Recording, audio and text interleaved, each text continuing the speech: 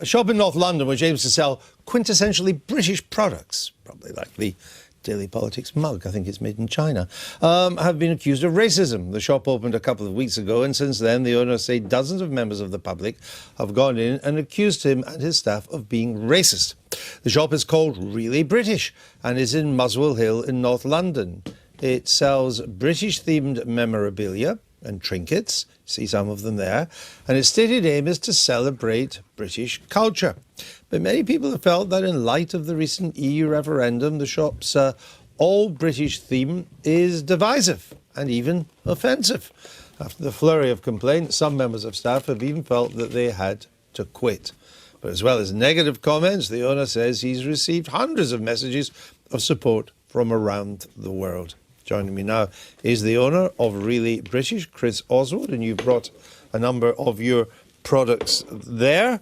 You only opened the shop a couple of weeks ago, right? Yes, 2 weeks ago. And what's happened since?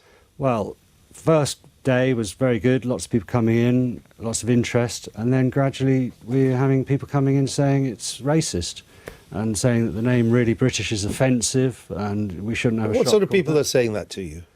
Well, local people that have been there for a long time, you know, they say, you know, we've been here for Muswell Hill for 30 years, you know, and this is disgusting, this shop. You cannot call a shop British. It's, you know, the word British, we should be ashamed of it. You know, this whole Brexit thing is just too sensitive. Do you think that's been the main motivation? Do you think the Remain-Leave divide has made you this sort of thing more likely to happen? Yes, it seems to be that's part of it, apart from the Union Jack itself having maybe been used by some other factions and people now say, oh, well, the Union Jack represents this or it represents that. I say the Union Jack represents Great Britain, and Great Britain is something we should be proud of. It's got such a lot of English eccentric products, our English quintessential ways. That's what the shop is meant to be celebrating. I mean, the things you're saying there don't look too offensive. No, actually, they don't look offensive at all. Particularly British Piccalilli. Oh, I like Piccalilli. Which is just a funny sounding name to put on a product, I think, and it's made in England.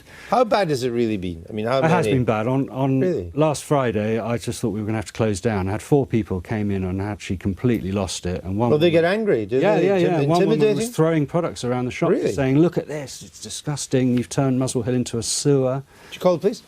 No. I was just, you know, I tried to put the point across that, you know, it's about products, not politics. Are you someone who's had any previous political affiliations or loyalties of any sort at all No, with any I'm not particular really group? political. I Never. don't, you know, I just think that everything is a mixed bag. You know, half of what one party says is right and half of what But the you've other not party been says. involved in politics yourself? No, not Nor in any sort of groups of any kind? No. I was asked to join the Lib Dems as a councillor, but it didn't happen. But that was only because of my work in trying to sort of... Are all these made in Britain? No, I mean, that's not the idea, really. The idea is it's celebrating our Englishness. So products often are designed in the UK, and then manufacturers have to have them made in China because it's just the cost. But I think that if it's designed here, and then the product is made elsewhere but then sold here, that makes it British. So it's just an ordinary souvenir shop like you get in Westminster or anywhere else. I mean, I don't think it's an ordinary shop. It's a pretty good point, actually. When you go around the shops around Buckingham Palace and Westminster... They're all selling this stuff. They're all selling. Are you surprised by this? I am. Well, I know Muswell Hill because I was at school at Crichton, which is now Fortismere, a very good comprehensive, and it's certainly a very gentrified area, a very liberal middle-class area, I imagine an area which heavily voted Remain.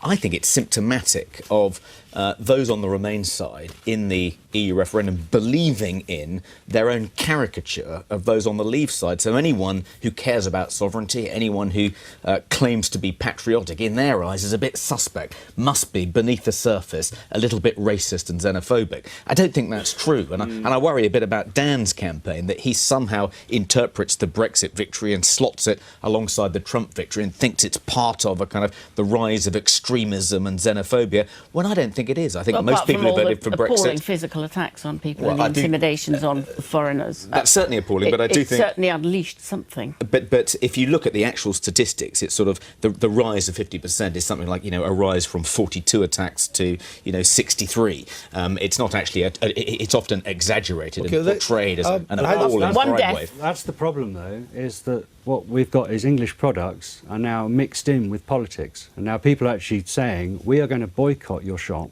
for selling English products.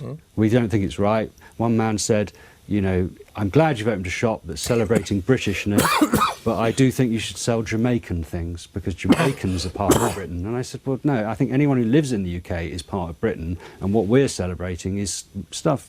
Do you think, I'm not advocating this, but if you changed the name, that would make it... Change the name? This name... Well, you've only been going for a couple of days, haven't you? Well, that would be a complete U-turn. We can't do that. So has it been Prince good for... Charles's socks here. This company were really pleased to send these socks out to us. They don't normally supply little independents. Well, these are Prince Charles's socks? Yeah, he's... They're not second-hand, are they? No, they're not. Oh, no, they're by appointment. By appointment. Well, does he wear socks like that? Well, he must do, because it's by If you appointment. called it British souvenirs, Well, that would have been all but it's right, not a would it? souvenir shop. Was it the really question? It could be What the was it? really No, word. it's the British word. It's the British word. Not the really word? Not the really word, no. Has it been good for business, though? It's good for publicity. Well, business has not been great No. because of the amount of people coming in and just going, oh, and walking out. I mean, almost like a rehearsed, orchestrated walking and walking out by a faction. Oh, do you think of people. somebody may be behind it? Yeah, there is. The woman said, we as a group are going to boycott your shop. Have all the people objecting to you in your shop and causing a fuss and throwing things around been posh, white, British people? Yes. The irony is, if you opened your shop in a more socially point. and ethnically diverse area than Muswell Hill, you'd probably have a huge success. No, I have got a huge success, but it's all amongst people who are not the typical white British. It's mainly foreign people. It's essentially who actually snobs. like- Who are coming in to buy? It's tourists. It's for tourists, really. Yeah. not Are there many tourists. tourists in Muswell Hill? I don't know. No, it's not I for don't live in tourists, Muswell but there Hill. was an American who came in and he said, my wife just sent me out to get a gift to send back to America, and she said, go and get something really British. And he said, I couldn't believe my eyes. I walked down the high street and there's your shop called Really British. It's brilliant. And he bought a scarf. All right, well, So we'll that's all good. see how it goes. Stay safe Thank you. and keep us informed as to how it goes. Thanks for bringing in some examples. See, you've got Dennis the Menace and the Beano. I used to get the Beano album when I was a wee lad every Christmas. Actually, it was the Beano one year, the Dandy the next. We're now getting too granular. We'll move on.